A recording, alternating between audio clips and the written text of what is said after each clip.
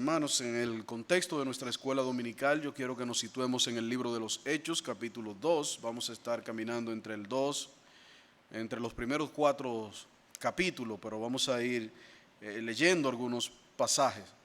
Ustedes recuerdan que hace ya 2 domingos nosotros estuvimos hablando, considerando el ejemplo que nos dejaban las iglesias que estaban en la región de Macedonia.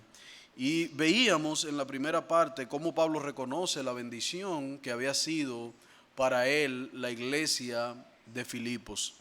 Y vimos allí cómo Pablo reconoce el cuidado, el amor y la dedicación de estos hermanos para con él.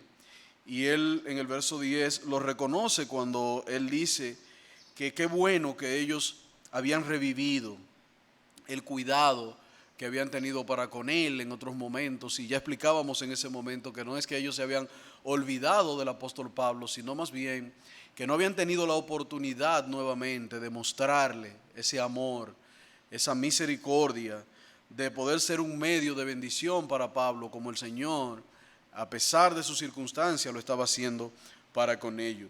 La segunda iglesia de esta región que se menciona aquí, o más bien en la segunda carta de Pablo a los Corintios, Pablo le da a entender a ellos que la motivación de servir y de darse de estos hermanos en las iglesias de Macedonia era porque ellos habían entendido claramente la bendición que era tener a Jesús, la bendición que era tener al Señor como su proveedor, como su Señor, como su Salvador.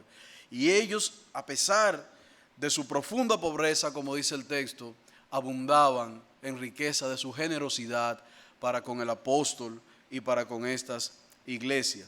Así que en 2 Corintios Pablo menciona más bien las iglesias en la región de Macedonia. Y recordemos, hermanos, como conversaba con nuestro hermano Jason, que en esta región habían 3 iglesias. La primera de ellas Pablo la menciona, es Filipos, cuando habla de su amor, dedicación y cuidado para con ellos.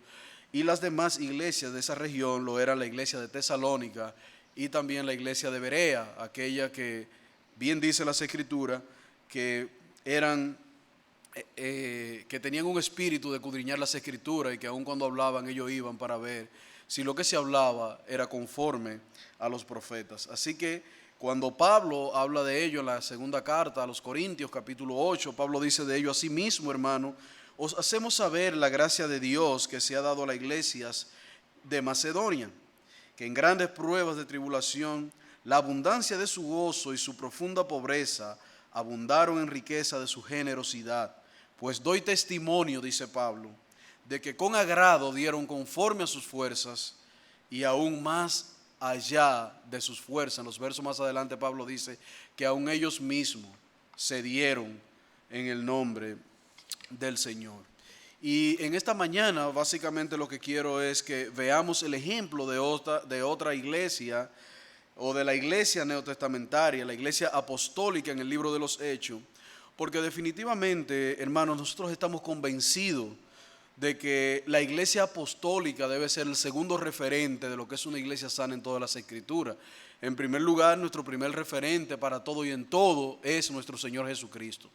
Es ahí nuestro máximo ejemplo, es ahí nuestro máximo representante, es ahí de quien nosotros tenemos que aprender continuamente y sentarnos en las Escrituras para aprender de su carácter, de su amor, de su bondad y de su misericordia. Pero en cuanto se refiere a lo que una iglesia bíblica debe ser, a lo que una iglesia bíblica debe imitar, pues evidentemente, hermanos, que el referente ha de ser la iglesia primitiva o iglesia apostólica. Me gusta más el nombre iglesia apostólica, aunque primitiva viene de primera, pero fundada por el Señor Jesucristo bajo el fundamento de los apóstoles y el mandato que el Señor había dado a ellos.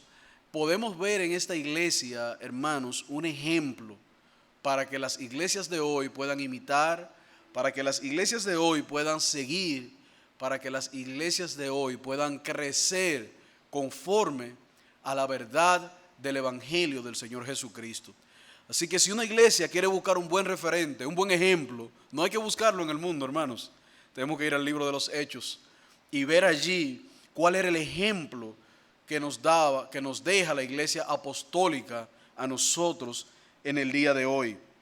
Recuerden, si hacemos un recuento rápido, que en el libro de los Hechos, capítulo 1, la iglesia, este grupo de discípulos más bien, o de apóstoles, reciben un mandato del Señor. En el verso 1, capítulo 1, Lucas, escribiendo a Teófilo, le dice: en el primer tratado, oh Teófilo, hablé de las cosas que Jesús comenzó a hacer y a enseñar. Verso 2, hasta el día que fue recibido arriba, después de haber dado mandamiento por el Espíritu Santo a los apóstoles que había escogido, a quien también después de haber padecido, se presentó vivo con muchas pruebas indubitables, apareciéndole durante 40 días y hablándoles acerca del reino de Dios. O sea que luego de su crucifixión y ascensión, nuestro Señor aparece a los discípulos, aparece aquí a los apóstoles, y durante 40 días lo prepara para el ministerio que habría de dejar en manos de ellos. Un ministerio que por demás no era sencillo, pero que contaba con el aval, con el respaldo, con el envío del Señor Jesucristo, embistiendo a estos hombres de poder para poder lograr hacer todo lo que le había mandado. De ahí que en el capítulo 2, al principio del capítulo 2, podemos ver entonces que, bueno, o antes de ver el capítulo 2, en el capítulo 1, de los versículos 3 en adelante, nosotros podemos contemplar cómo el Señor no solamente da autoridad a esos discípulos, sino también que establece en ellos este sentido de responsabilidad, y ellos entonces eligen al sucesor de Judas, al hermano Matías, que había estado con ellos, como dice el apóstol Pedro cuando empieza a hablar. Y es en esos precisos momentos, hermanos, en que el apóstol Pedro no solamente toma la palabra, sino que guía a la iglesia a la elección del sucesor de Judas para poder llevar entonces a cabo la obra que el Señor había enviado. Y predica entonces uno de los sermones más impactantes que podemos ver en todo el Nuevo Testamento. Un sermón poderoso, un sermón donde de inicio se evidencia cómo nuestro Señor había llenado no solamente de poder, sino también de autoridad a los apóstoles. Así que Pedro comienza este sermón con estas palabras: varones judíos y los que habitáis en Jerusalén, esto sea notorio y oíd mis palabras. Así comienza Pedro este primer sermón, esta primera predicación, este primer discurso ante la multitud. Y si nosotros vemos luego en los versículos 36 al 47, entonces vemos cuál era el comportamiento de aquella iglesia. Pero quiero notar aquí que bajo la poderosa unción del Espíritu Santo, Pedro predica este sermón y más de 3,000 hombres vienen al arrepentimiento y a la fe y abrazan a Cristo como su Señor, como su Salvador, como su Redentor. Y tomemos en cuenta entonces, hermanos, que allí habían hombres de muchos lugares, porque cuando se da el evento de Pentecostés, bien dice el texto que muchos de ellos le oían hablar en su propia lengua, y menciona el libro de los Hechos algunos de los pueblos que estaban ahí. Lo vamos a ver un poquito más adelante. Así que nosotros ahora veamos los versos 36 al 47 del capítulo 2 y leamos aquí la parte que tiene que ver con el ejemplo que nosotros hemos de seguir de esta iglesia apostólica. Hechos capítulo 2, verso 36 al 47. Dice el texto, hablando ya Pedro: sepa pues ciertísimamente toda la casa de Israel, que a este Jesús, a quien vosotros crucificasteis, Dios le ha hecho Señor y Cristo. Al oír esto se compungieron de corazón y dijeron a Pedro y a los apóstoles: varones hermanos, ¿qué haremos? Y Pedro les dijo: arrepentíos y bautícese cada uno de vosotros en el nombre de Jesucristo para perdón de pecado, y recibiréis el don del Espíritu Santo, porque para vosotros es la promesa, y para vuestros hijos, y para los que están lejos, para cuando el Señor nuestro Dios llamare, cuantos el Señor nuestro Dios llamare. Y con estas otras muchas palabras testificaba y exhortaba, diciendo: sé salvo de esta perversa generación. Así que los que recibieron la palabra fueron bautizados, y se añadieron aquel día como 3,000 personas. Y perseveraban, observen ahora, hermanos, en el verso 42, y perseveraban en la doctrina de los apóstoles, en la comunión unos con otros, en el partimiento del pan y en las oraciones. Verso 43. Y sobrevino temor a toda persona, y muchos se maravillaban, y muchas maravillas y señales eran hechas por los apóstoles. Todos los que habían creído estaban juntos, y tenían en común todas las cosas, y vendían sus propiedades y sus bienes, y los repartían a todos según la necesidad de cada uno, y perseverando unánime cada día en el templo, y partiendo el pan en las casas, comían junto con alegría y sencillez de corazón, alabando a Dios y teniendo favor con todo el pueblo. Y el Señor añadía cada día a la iglesia los que habían de ser salvos. Hermanos, qué ejemplo nos deja aquí la iglesia apostólica luego de su fundación y edificación por los apóstoles.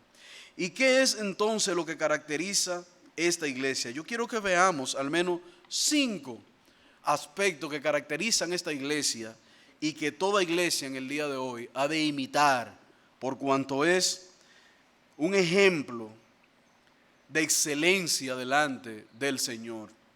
En primer lugar, nuestros hermanos, esta iglesia nos muestra una pasión evangelística incansable. No solamente Pedro se paró y predicó allí aquel día. Cuando Pedro predicó este mensaje, ellos eran alrededor de 120 personas, según nos dice el libro de Hechos en el capítulo 1. Pero vemos que bajo esta poderosa predicación del apóstol vienen al arrepentimiento alrededor de 3,000 hombres. Y estos hombres eran de diferentes lugares, como nos dice el capítulo 2 en el verso 5. Dice: moraban entonces en Jerusalén, refiriéndose a los días de Pentecostés, judíos varones piadosos de todas las naciones bajo el cielo. Habían partos, medos, elamitas y los que habitaban en Mesopotamia, en Judea, en Capadocia, en el Ponto, en Asia, en Frigia y en Panfilia, en Egipto y en las regiones de África, más allá de Cirene, cretenses y árabes. O sea que el día de la predicación de Pablo allí habían hombres de diferentes lugares. Y esto es importante, porque nosotros vamos a ver más adelante, o veremos más adelante en el libro de Hechos, cómo estos hombres fueron portadores de este evangelio. Fueron no solamente medios o objeto de la gracia, más bien objeto de la gracia del Señor, sino que ellos mismos se convirtieron entonces en medios que anunciaban la gracia que lo había alcanzado a ellos. Y pudiéramos pensar entonces, ¿qué más tras esta predicación podía pasar? Hermanos, la iglesia primitiva o iglesia apostólica no se detenía en su predicación del evangelio, no se detenía. Después de esta porción nosotros pudiéramos pensar que lo vimos todo.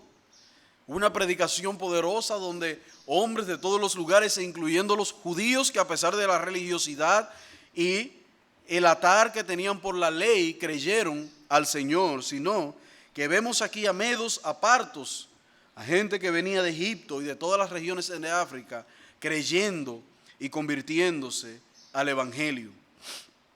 Por ello, nosotros podemos ver, hermanos, que el poder de la iglesia apostólica no era un poder que residía únicamente en ellos. Recuerden que en el capítulo 1, versículo 8 dice: pero recibiréis poder cuando haya venido sobre vosotros el Espíritu Santo, y me seréis testigo en Jerusalén, en toda Judea, en Samaria y hasta los confines de la tierra.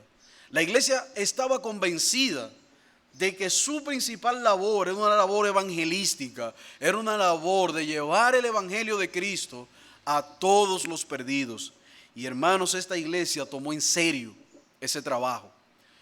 La iglesia apostólica tomó en serio este trabajo y se fajó a predicar el evangelio desde el principio, a pesar de todas las dificultades. Por ello nosotros podemos ver en el capítulo 3 cómo Juan y Pedro, llegando al templo a la hora de la oración, se encuentran un cojo. Muchos recuerdan esta historia y este hombre le pedía. Y yo no sé si ustedes han tenido la idea o se han imaginado lo que estaba pasando allí, pero Juan y Pedro van llegando al templo, este hombre está pidiendo limosna y ellos no tienen un centavo para darle. Así que me imagino yo, usando mi imaginación, que se habrán mirado Pedro y Juan, ¿y qué le vamos a dar a este hombre? Pues no tenemos nada que darle. Pero hermanos, el que tiene a Jesús tiene todo para dar. Y yo creo que esa fue la verdad que flechó la mente de Pedro y de Juan en este momento. O sea, ellos no tenían dinero, no tenemos nada que darle. ¿Y cuál fue la respuesta de ellos, de estos hermanos, de estos apóstoles a este hombre? Bueno,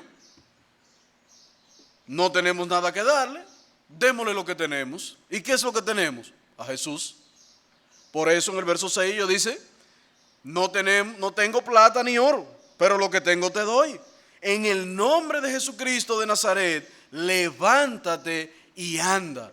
Hermanos, y esto para este hombre era mucho más que una limosna. Era mucho más que una limosna. Para cualquier hombre en esta tierra, el tener a Jesús es más que cualquier otra cosa, que cualquier riqueza, que cualquier casa, que cualquier carro. Jesús es la posesión preciada para los hombres. Porque solo Él puede darle perdón de pecado, lo cual es su máximo problema. Por tanto, ellos le dieron a este hombre lo que tenían. ¿Y qué tenían? El tesoro de conocer a Jesús. Por eso le dijeron a este hombre, levántate, anda. Esa es la pasión de una iglesia que ha entendido que Jesús es el medio de salvación y vivificación para todos los hombres. Por ello ellos no se detenían. Y vemos entonces en el capítulo 5 cómo los judíos trataron de callarlo, cómo los sacerdotes trataron de callar a Pedro, trataron de callar a Juan, hermanos, y no podían. Porque la pasión de esta gente, la pasión con la que estos hombres estaban predicando, la unción bajo la cual estaban predicando, no venía de los hombres, venía del Señor. Hermanos, si es imposible cuando Dios ha despertado a un hombre que pueda callarse. Es como decía Jeremías. Jeremías decidió callarse, no iba a hablar. Pero luego cuando empezó a hablar, ¿qué fue lo que dijo? Es que hay un fuego dentro de mí. Y ese es el fuego del hombre que ha recibido al Señor y sabe lo que Jesús significa en la vida de un hombre. Así que esta iglesia, hermanos, nos lleva a mirar.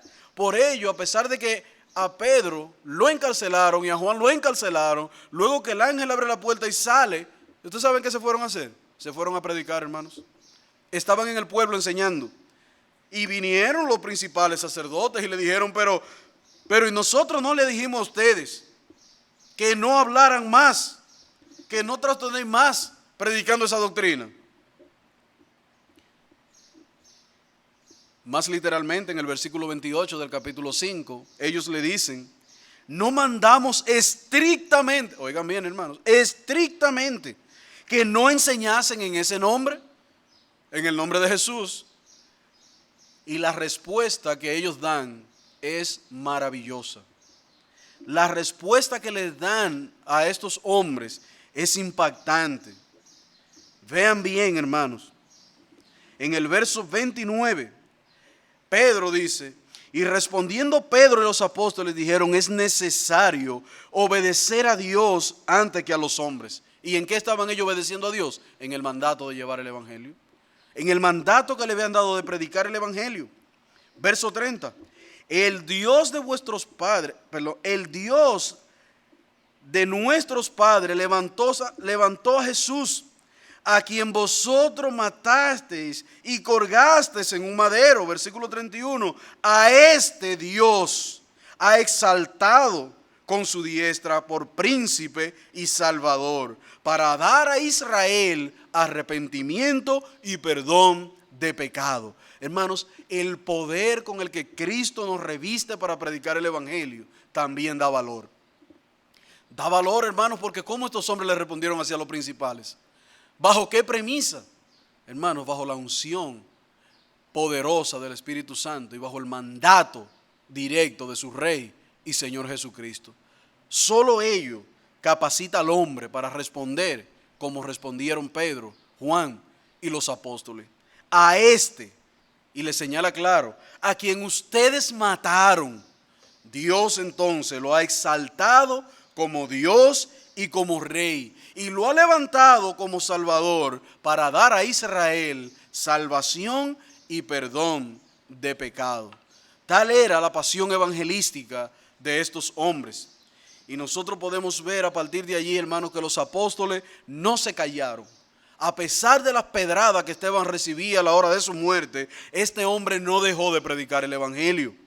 Pedro no se cayó a pesar de los azotes que sufrió, pero Felipe tampoco. Este hombre siguió predicando el evangelio y así cada uno de los apóstoles durante todo el libro de los Hechos lo vemos predicando fielmente el evangelio de Jesús. Y nada que aportar con relación a Pablo cuando ya es llamado por el Señor y puesto la mano en el arado. En cada uno de sus viajes misioneros, ¿qué no sufrió Pablo? ¿Qué no sufrió Pablo por predicar el evangelio? Si en el libro de los Filipenses llega a decir que todo lo tiene por basura por alcanzar la excelencia del conocimiento de Jesús. Entonces la iglesia apostólica nos enseña a nosotros, hermanos, esa pasión evangelística que tenían los apóstoles y que nosotros debemos imitar cada día.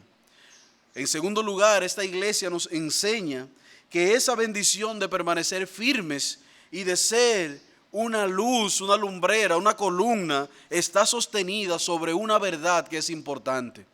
¿Qué hacía esta iglesia? Perseveraba en la doctrina de los apóstoles. Tenían perseverancia en la doctrina.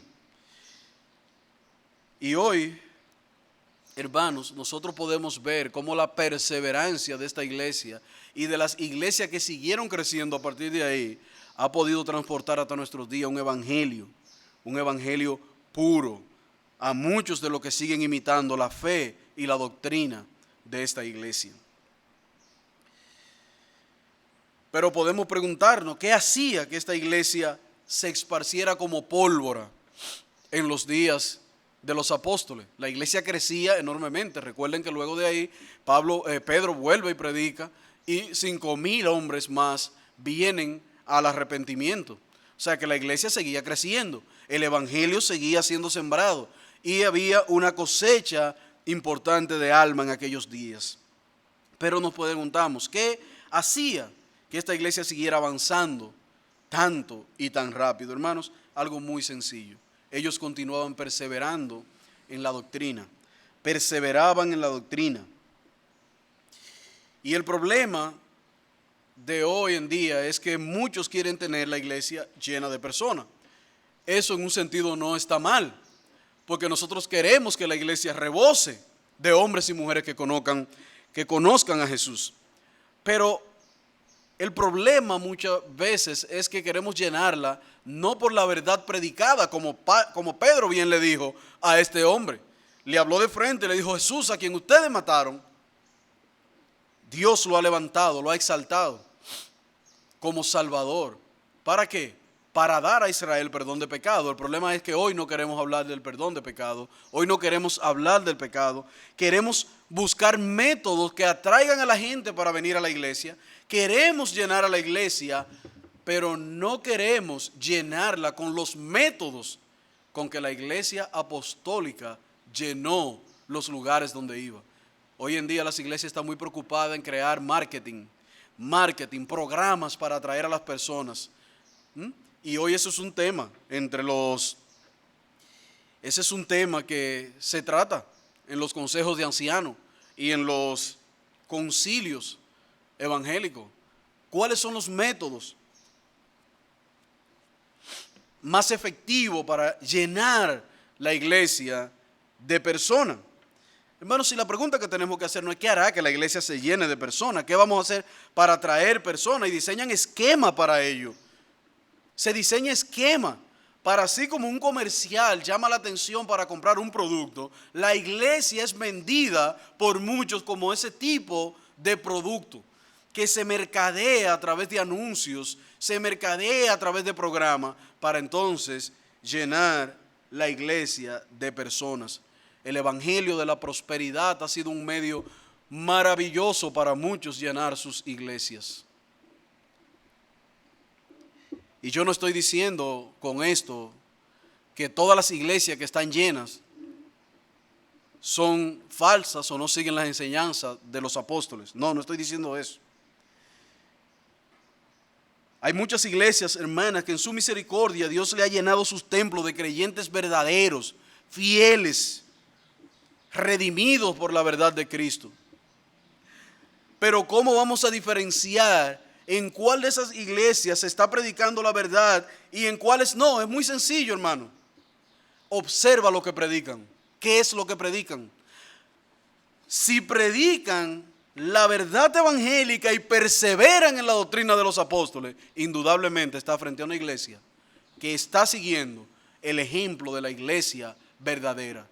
Cuando una iglesia predica arrepentimiento y perdón de pecado en el nombre de Jesús, cuando una iglesia, como lo hacía Pedro, enfrenta a las personas con su pecado, cuando una iglesia lleva a la gente a ver su pecado y lo enseña a Cristo y la única solución como para perdón de pecado y para redimirse, entonces esa iglesia está perseverando en la doctrina de los apóstoles. Y cuando veamos esa iglesia llena, veremos una iglesia llena ¿de qué? Del fruto de la obra del Espíritu Santo en medio de ellos. Pero cuando una iglesia no predica el perdón de pecado, no predica la depravación total del hombre, cuando esa iglesia no predica la salvación por gracia en Cristo Jesús, hermano, por más lleno que esté ese templo, estamos frente a una iglesia totalmente falsa. La principal característica de una iglesia verdadera es que persevera en la doctrina de los apóstoles. ¿Cuál es esa doctrina? ¿A qué hacemos referencia cuando hablamos de esa doctrina, hermanos? En primer lugar, la iglesia apostólica reconocía a Jesús como Señor y Salvador. Por eso dice el verso 11 del capítulo 4, este Jesús es la piedra aprobada por vosotros los edificadores, la cual ha venido a ser la cabeza del ángulo. Hechos 4, verso 12, en cual ningún otro hay salvación, porque no hay otro nombre bajo el cielo dado a los hombres en que podamos ser salvos. Eso es evangelio puro. Eso es lo que enseñaba la iglesia apostólica. Reconocía a Jesús como Señor y como Salvador. En segundo lugar, esta iglesia reconocía y predicaba el arrepentimiento, el perdón de pecado, la resurrección, la ascensión y la guía del Espíritu Santo para los creyentes. Esas son las doctrinas fundamentales del Evangelio de Jesús. Y dice Hechos que estos hermanos perseveraban en esto de día y de noche. Pedro hablaba de la cruz, Pablo hablaba de la cruz, Esteban murió hablando de la cruz. Estos hombres se enfocaron en predicar el Evangelio que Jesús le había entregado en sus manos.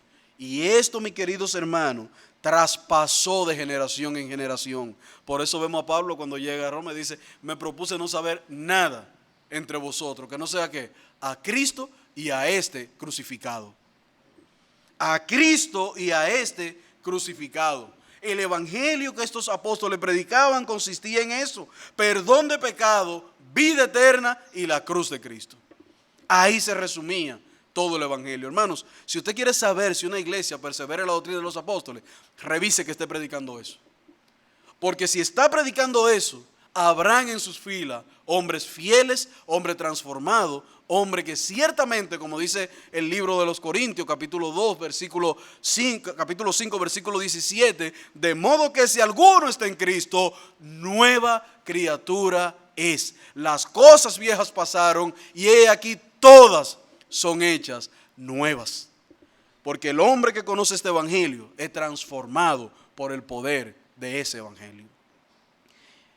Por eso Pablo le llama la atención a los Gálatas en el capítulo 1, verso 6, y le dice: estoy maravillado de que tan pronto os hayáis alejado del que os llamó por la gracia de Cristo para seguir un evangelio diferente. No es que haya otro evangelio, Pablo aclara, no es que haya otro evangelio, sino que hay algunos, interesante esto hermanos, observen bien, sino que hay algunos que os perturban y quieren pervertir el evangelio de Cristo. Mas si aún nosotros o un ángel del cielo os anunciare otro evangelio diferente del que hemos anunciado, sea que anatema, sea maldito. ¿Qué es lo que tenemos hoy? Muchos pervertidores del evangelio. Muchos que pervierten el evangelio. No es que hay otro evangelio, se lo aclara bien. No es que hay otro, hay un solo evangelio, el evangelio de nuestro Señor Jesucristo, el que la iglesia apostólica se preocupó por enseñar, por predicar, y ellos perseveraban en estas enseñanzas. Entonces, hermanos, nosotros podemos concluir en este punto que la perseverancia en la doctrina de los apóstoles es la evidencia más clara de una iglesia verdadera y cristocéntrica. Una iglesia cristocéntrica perseverará en la doctrina de los apóstoles. Verá en ella el reflejo de lo que el Señor quiere para la iglesia local en el día de hoy. Que perseveren en la doctrina que Él mismo entregó a estos hombres y que por años ha sido llevada a cabo por hombres fieles que han seguido el ejemplo de esta iglesia apostólica. ¿Qué es lo tercero entonces que podemos aprender de la iglesia apostólica o de la iglesia primitiva? Hermanos, esta iglesia no solamente tenía una pasión evangelística, no solamente perseveraba en la doctrina, sino que en tercer lugar esta iglesia perseveraba en los medios de gracia. ¿Cuántas cosas tenemos para aprender y observar de la iglesia primitiva? Esta iglesia perseveraba en los medios de la gracia. Observen cómo dice el versículo 42 del capítulo 2. Y perseveraban en la doctrina de los apóstoles, en la comunión unos con otros, en el partimiento del pan y en las oraciones. Esta era una iglesia que estaba unida en torno a Jesús. Era una iglesia que crecía en torno a Jesús. Era una iglesia que participaba junta en la comunión de los santos. ¿Para qué? Para seguir creciendo conforme a la estatura de aquel que lo había llamado. Así que vean cómo esta iglesia perseveraba en la oración. Y es por eso que ustedes ven que nosotros hacemos tanto énfasis en los miércoles, nuestro tiempo de oración. Porque una iglesia que no ora, hermanos, es una iglesia que no está consciente del poder del Señor para responderle a sus necesidades. Pero no solamente a sus necesidades, sino a todas y cada una de las peticiones que elevamos delante de Él, nuestras acciones de gracias. Cuando una iglesia no ora, no persevera en la oración, ¿qué es lo que está diciendo? No, nosotros no creemos que el Señor puede escucharnos, satisfacer nuestras necesidades, inclinar sus oídos. Pero una iglesia que está consciente del poder de su fundador, del poder de su Dios, del poder del Padre, es una iglesia que persevera en oración, porque sabe que todo lo que ella haga o pueda hacer depende de esa gracia de Dios para con ellos y del poder de Jesucristo que los redimió. Por tanto, esta iglesia persevera. Fíjense cómo Hechos capítulo 1 verso 14 dice: todos estos perseveraban unánimes en oración cuando todavía eran 100 y algo. Desde que eran pocos, ellos perseveraban en la oración y en el ruego. Capítulo 3 verso 1. Y Pedro y Juan subían junto al templo a la hora novena. ¿La hora de qué? De la oración. Esta iglesia tenía horas establecidas, los apóstoles tenían horas establecidas para ir a orar, a interceder delante del Señor. Y este es un medio de gracia, hermanos, que nosotros debemos seguir cultivando en el día de hoy. No solamente los miércoles aquí en medio nuestro, sino en nuestras casas. La oración nos lleva al trono del Señor, nos lleva al trono de su gracia. ¿Para qué? Para llevar nuestras acciones de gracia, para reconocerle como nuestro sumo bien, como nuestro proveedor, como nuestro Señor, pero también para nosotros pedir auxilio, pedir por el pronto auxilio en medio de nuestras tribulaciones. Por tanto, la oración nos acerca a nuestro Dios. Y esta iglesia perseveraba en ello. También nos dice el texto que esta iglesia perseveraba ¿en qué? En el partimiento del pan. Y aquí definitivamente que varios autores tienen diferentes ideas de esto. Pero lo cierto es, hermano, que ya sea que compartían y partían junto el pan, refiriéndose a la Santa Cena, o sea que partían el pan en signo de comunión, como era muy común en el pueblo judío, que el partimiento de pan o el comer el pan junto era un sinónimo de comunión, sea una o sea otra. Lo que tenemos que aprender aquí es que esta iglesia perseveraba en una comunión y en una preferencia los unos por los otros. Eso es lo que tenemos que ver allí, porque más adelante dice también que era una característica de ello, la comunión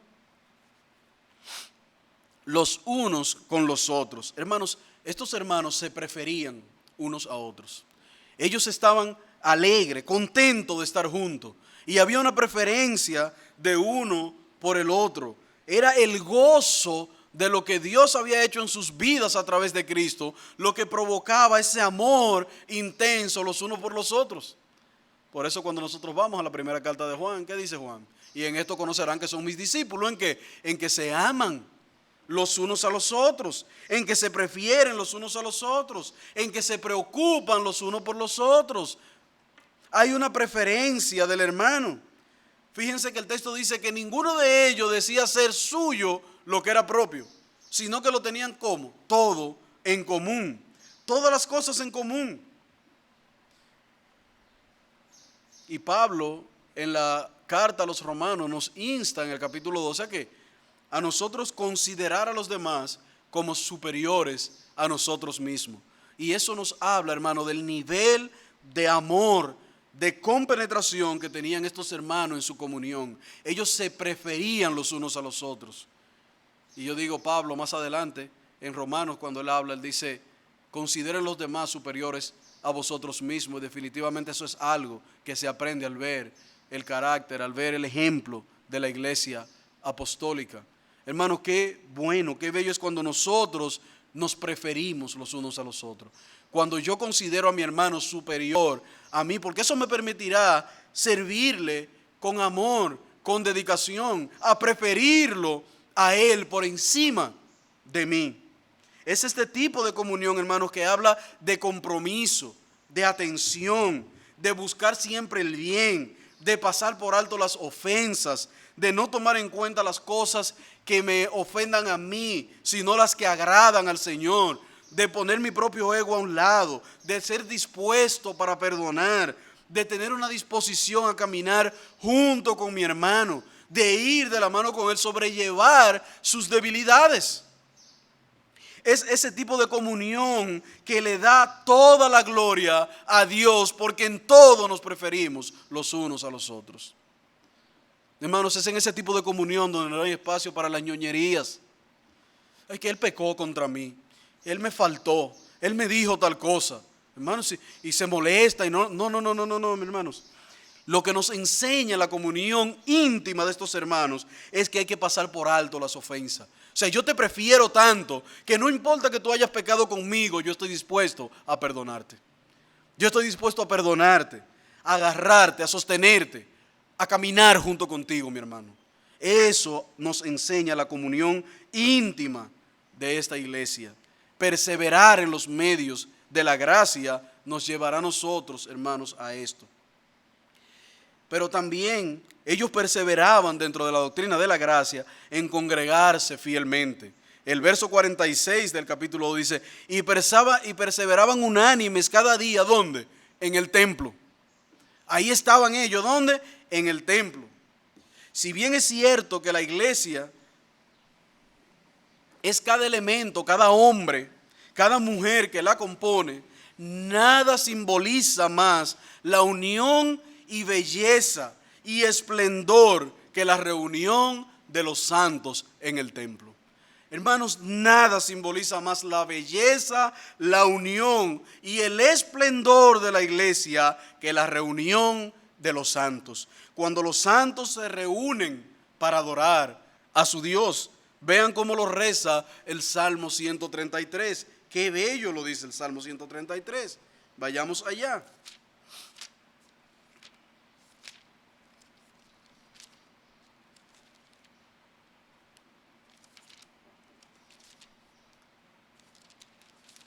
Salmo 33, 133. Mirad, dice el salmista, mirad cuán bueno y cuán delicioso es habitar los hermanos juntos en armonía. Es como el buen óleo sobre la cabeza, el cual desciende sobre la barba de Aarón, y baja hasta el borde de sus vestiduras, como el rocío de Hermón que desciende sobre los montes de Sión, porque allí envía Jehová bendición y vida eterna.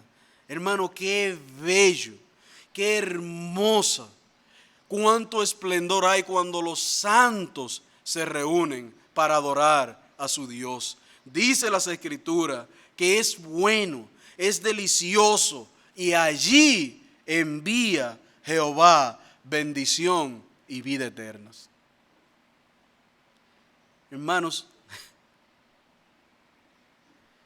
esa visión del culto de adoración y oración es al que debemos crecer. Cuando nosotros consideremos el culto de adoración como algo deleitoso, como algo bello, bueno, mirad cuán bueno y cuán deleitoso. Para el salmista era un deleite estar en la congregación de los santos. Cuando nosotros veamos como deleitoso el venir a congregarnos, el estar juntos, el adorar junto al Señor, como decía el mismo David, me gocé con lo que me decían, a la casa de Jehová iremos. Hermano, cuando nosotros crezcamos en esa visión del culto de adoración, yo le aseguro que habrán pocos impedimentos para congregarnos. Habrán pocos impedimentos para congregarnos. Claro, y eso obviamente cuando ya estemos nuevamente y nos podamos reunir aquí. Pero eso también aplica en la casa, hermanos. Para los que el culto o el tiempo de adoración a Dios es algo deleitoso, te puedo estar seguro que ahora mismo está conectado en su televisor, en su celular. Ya se conectó a cualquiera de los medios de transmisión que tenemos. ¿Por qué? Porque para ellos, aunque, como bien dice Pablo, ausentes en el cuerpo, pero presentes en el espíritu, están, ¿qué? Viendo como un deleite este día del Señor. Porque, hermanos, el domingo no va a dejar de ser el día del Señor con COVID y sin COVID. Con COVID y sin COVID, el domingo sigue siendo el día del Señor. Y ese día nosotros debemos preparar nuestros corazones. ¿Para qué? Para nuestra reunión en el Espíritu de los santos. Porque, hermanos, eso es lo que nos anima a nosotros. ¿O usted cree que es fácil pararse aquí y ver todas las sillas vacías? No es fácil. Eso por momentos te compunge nuestros corazones. Pero nosotros sabemos que todos aquellos que aman y que encuentran deleite en el día del Señor están sentados escuchando la palabra del Señor. Y eso nos anima. ¿Pero por qué? Cuán bueno y cuán delicioso es. Cuán bueno y cuán delicioso. Hermanos, tenemos que crecer en este deseo, en este conocimiento de que para nosotros el congregarnos es un deleite. es un gozo, es estar en medio de la presencia especial de Dios para su pueblo, porque allí Dios manifestará grandes bendiciones y muchos vendrán al arrepentimiento. Muchos de los que nos visitan y que no conocen el Evangelio podrán venir al arrepentimiento. Eso es lo que dice la palabra. Allí envía Jehová bendición y vida eterna. Y vida eterna. Así que esta iglesia perseveraba en los medios de la gracia, perseveraba en la oración, en el partimiento del pan, en la comunión los unos con los otros y en congregarse fielmente. En cuarto lugar, hermano, esta iglesia era caracterizada por un gozo exuberante. Era caracterizada por un gozo exuberante. Verso 46 del capítulo 2, observen. ¿Qué dice el verso 46? Y perseveraban unánime cada día en el templo, en el partimiento del pan, en las casas. Comían juntos con alegría y sencillez de corazón, alabando a Dios, teniendo favor con todo el pueblo. Y el Señor añadía cada día a la iglesia los que habían de ser salvos. Y en el capítulo 4, verso 32, nos dice, la multitud de los que habían creído eran de un corazón, un alma, y ninguno decía ser suyo propio nada de lo que poseía, sino que tenían todas las cosas en común. Verso 33, y con gran poder los apóstoles daban testimonio de la resurrección del Señor y de la abundante gracia que era sobre ellos. Así que no había entre ellos ningún necesitado, porque todos los que poseían heredades y casas la vendían y traían el precio de lo vendido y la ponían a los pies de los apóstoles y repartían cada uno según su necesidad. Esta era una iglesia, hermanos, caracterizada por ese gozo exuberante. Un gozo que lo llevaba a ellos a tener unidad de pensamiento. Son tantas las cosas que podemos aprender de esta iglesia, hermanos, que hasta colocarla en orden da cierta dificultad. Pero ese gozo lo llevaba a ellos, a la unidad de pensamiento. El versículo 32 dice que ellos eran de un corazón y un alma. Un corazón y un alma, hermanos, y eso es algo que nosotros debemos aprender hoy en la iglesia, que debemos imitar en la iglesia. Porque muchas veces las personas piensan que podemos, bueno, no importa, podemos estar aquí y creer cada quien lo que quiera. No. La iglesia primitiva perseveraba en la doctrina de los apóstoles y eran de un mismo, como dice Pablo ya en el libro de los Filipenses, cuando habla a Sinti, que le dice que sean de un mismo sentir. Y ese mismo sentir es lo que nos va a mantener unidos, atados, porque ese sentir tiene que ver con el sentir de Cristo en nuestras vidas.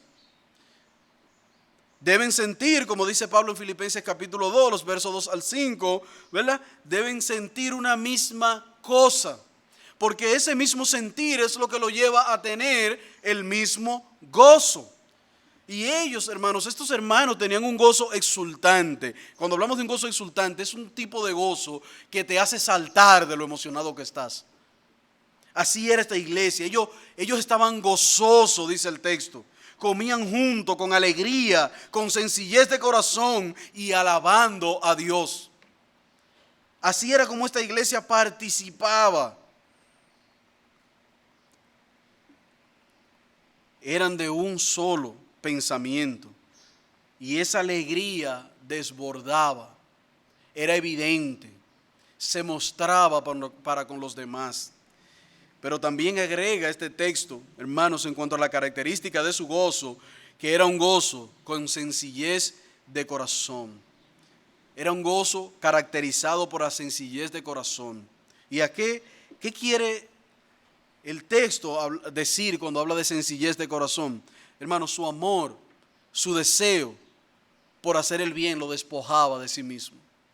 Por eso es que más adelante nosotros podemos ver a Pablo hablando de las iglesias en la zona de Macedonia. ¿Cómo dice Pablo? ¿Qué es lo que Pablo dice de esas iglesias? Que ellos se despojaron de sí mismos, que ellos dieron más allá de sus fuerzas. Y al final Pablo dice, ellos mismos se dieron. O sea, es un gozo de servir al Señor y de servirle a los hermanos que hacía que esos hermanos se dieran ellos mismos. Eso es darte con sencillez de corazón.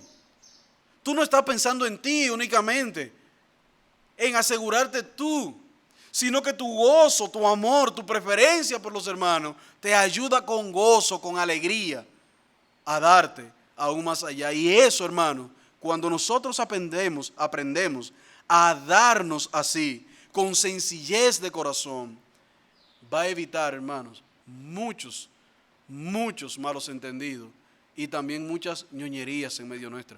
Hay gente que para dar son ñoños, para que le den son ñoños. Es más, como quiera son ñoños. ¿Cuál es la sencillez de corazón? Porque la ñoñería viene ¿de qué? De considerarme yo superior a los demás. Pero cuando yo me considero o considero a mi hermano superior a mí, yo iré a servir, a llevarle a mi hermano con gozo, con sencillez de corazón. A eso nos lleva la sencillez de corazón. Pero en cuarto lugar, su gozo, hermanos, no solamente estaba dado por su unidad de pensamiento, la alegría con la que ellos servían, sino que dice que constantemente ellos estaban alabando a Dios. Y ojo, hermanos, este alabar a Dios no es únicamente con los cantos, sino con sus bienes, con su vida misma. No es alabar a Dios únicamente con la boca y venir aquí a cantar, estoy bien. Cristo mi camino guió, paso a paso me llevó. No, hermanos, su canto era una expresión de su vida. Esta gente alababa a Dios con su boca, con sus bienes y con su propia vida. Allí era, por eso residían por eso ese gozo era tan marcado en ellos. Ellos estaban dispuestos a dar su vida por el evangelio de Cristo. Ellos estaban dispuestos a darse ellos mismos por el bien de los hermanos. Ellos veían a sus hermanos con preferencia, superiores a ellos, y por eso su gozo, su unidad de pensamiento y esa alegría que lo caracterizaba y lo llevaba a alabar a Dios con todo su corazón. Su obra iba más allá de su círculo. El texto nos dice que ellos tenían favor también para con todo el pueblo. Y definitivamente, hermanos, que la cantidad de convertidos que habían en los primeros años de la iglesia apostólica tenía que ver con esto.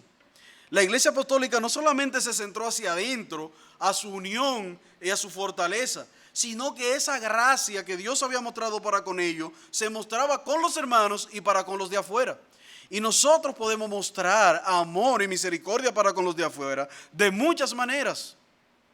De hecho, nuestra máxima preocupación y favor para con el pueblo es llevarle el evangelio. Por eso anda el pastor Guzmán con una bocina arriba de la guagua la semana entera, lugares por lugares. Hermanos, ¿no es el evangelio un bien? ¿Ese no fue el bien que Pedro y Juan le dejaron al que estaba pidiendo limosna? Ese no fue el bien que le dejaron. Pero también nosotros, hermanos, aquí a veces estamos preparando la ayuda y nos llegan los vecinos. ¿Cómo le vamos a decir a un vecino que no, teniendo alimento? No, favor para con el pueblo. Se lo damos. ¿Y sabe qué le decimos? Esa es la expresión de la misericordia de Dios para contigo. Hablarle del evangelio, mostrarle el evangelio. Hermanos, y definitivamente yo estoy convencido que en los días de los apóstoles esto hizo que la iglesia creciera más en número, porque la gente podía ver el corazón que tenían los cristianos en esos días. De hecho, hay un autor que dice, el evangelio se extendió como pólvora y los discípulos gozaban de un gran testimonio, pues el pueblo veía el favor de ellos para con los demás, y esto, dice el escritor, atraía a la gente hacia el evangelio, lo atraía. Podemos entonces, hermanos, contemplar en esta iglesia, o en este ejemplo de la iglesia apostólica, cómo nosotros debemos verla como un modelo, como un ideal, donde las iglesias deben mirar para aprender, donde las iglesias debemos ir, revisar el manual de cómo se comportaban esta gente, cómo vivía esta gente, para nosotros imitarla, para seguir sus pasos.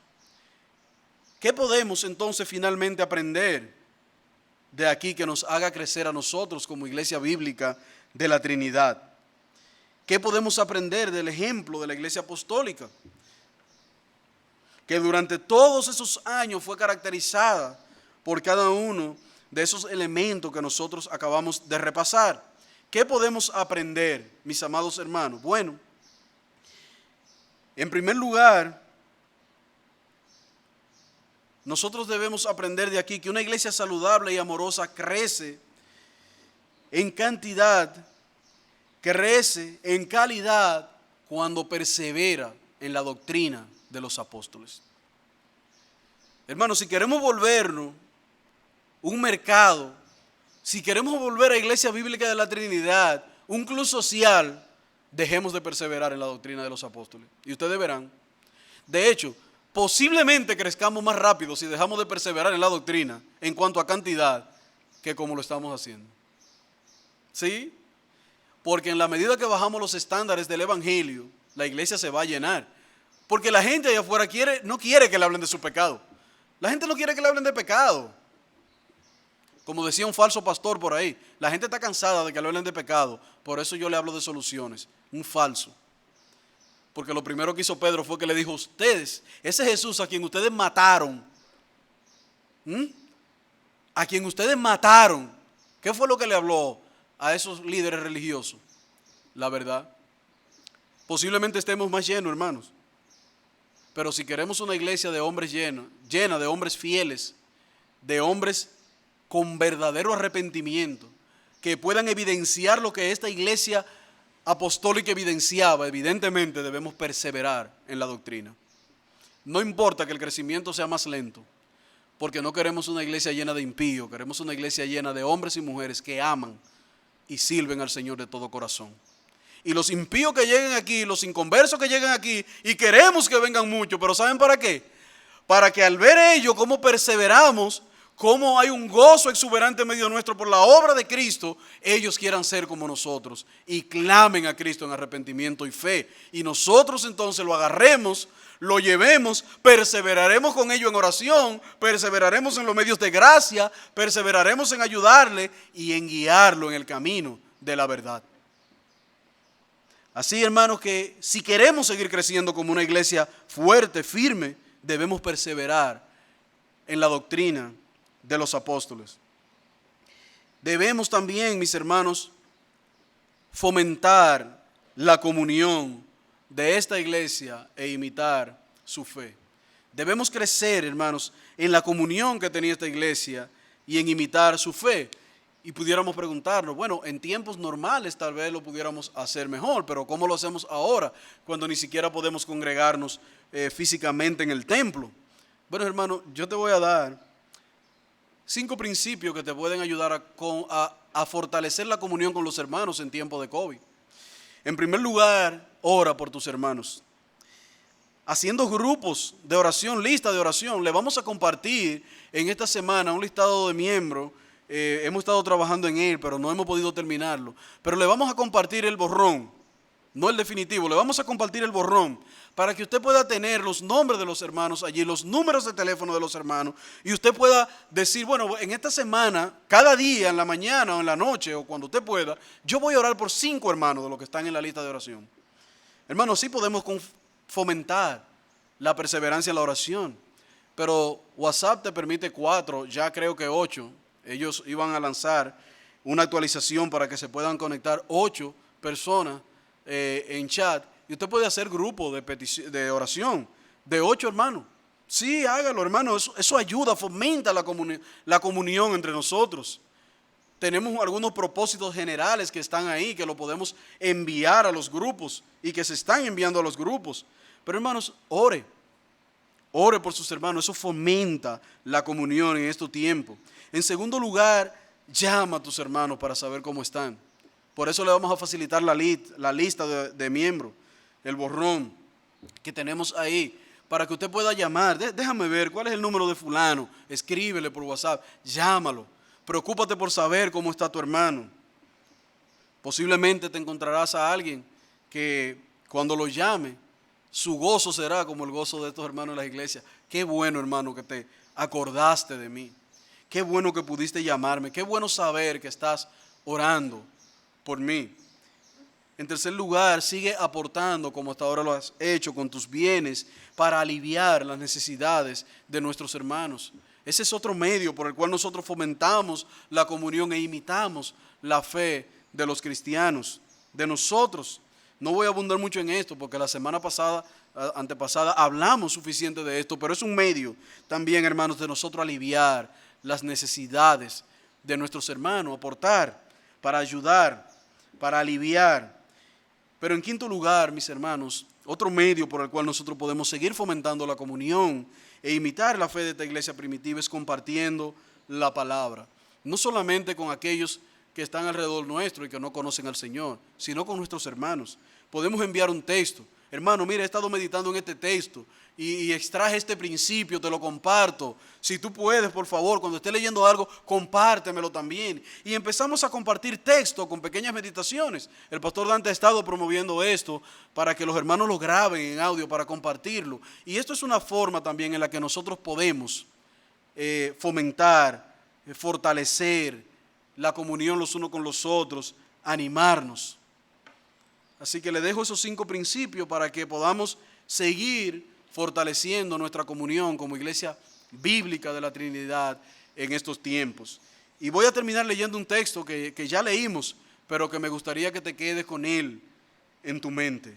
Y es el texto del capítulo 2, versículos 46 y 47. Fíjense que el apóstol dice, juntos con alegría y sencillez de corazón, alabando a Dios y teniendo favor con el pueblo. Hermanos, y que nuestro Señor Jesucristo nos siga no solamente bendiciendo como iglesia, sino también que siga añadiendo a esta iglesia local aquellos que han de ser salvos. Así que, hermanos, imitemos la fe de la iglesia primitiva y les aseguro que la bendición del Señor reposará sobre nosotros. Amén. Oremos. Padre, te damos gracias por tu misericordia y por traernos nuevamente al libro de los Hechos y contemplar allí un ejemplo de fidelidad, amor y devoción en la iglesia apostólica. Oh Señor, ayúdanos como iglesia a poder perseverar, a poder imitar la fe de estos hombres y mujeres que con amor, dedicación, alegría predicaban el Evangelio, que con amor ellos perseveraban en la oración, que con amor perseveraban en los medios de gracia, que con fervor ellos compartían todo lo que tenían para la gloria tuya.